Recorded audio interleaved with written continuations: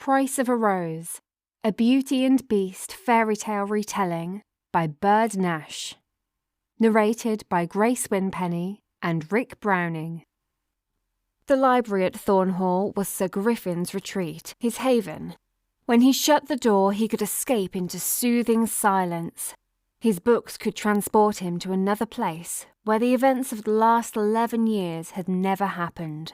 He settled down in a chair and opened a new book that had arrived from London. Oh yes, this one was going to be good.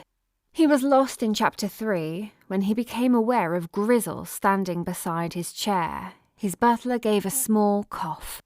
"If you aren't bringing me a glass of wine, you can take yourself off, Grizzle." "Sir, it's come to my attention that the new housekeeper is missing. No one has seen her since luncheon." "Are you telling me that you've lost another housekeeper?" growled Sir Griffin. "You are to keep an eye on this one." "I have," protested the butler. "I've warned her, but like most women, Miss Lily nods her head as if she agrees and then goes her own way."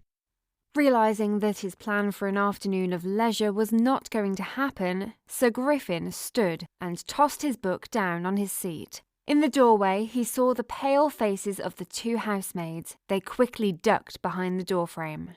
Grizzle gave another self-deprecating cough. "If we don't find her, we won't have dinner." Sir Griffin raised his eyebrows. "Have you mislaid the cook also?" "Her day off, Sir Griffin." "So your stomach finally made you aware that a woman has strayed into magic?"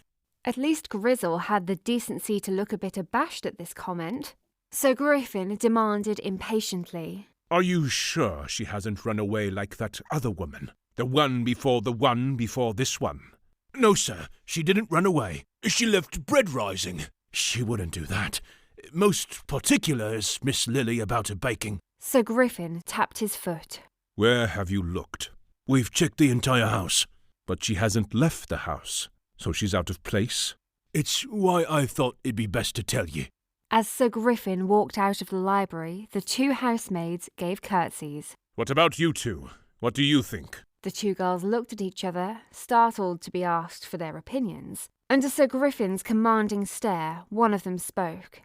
"I saw her on the 3rd floor. She was going to store the sheets we had mended and ironed." Sir Griffin went to the stairs and noticed for the first time that they looked better.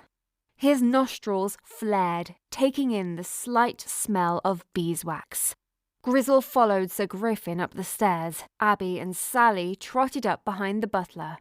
In the 3rd floor hallway, a pile of tumbled sheets was found on the floor, right in front of the hallway's linen closet. "It looks like we found where our housekeeper has tumbled down the rabbit hole, Grizzle," commented Sir Griffin.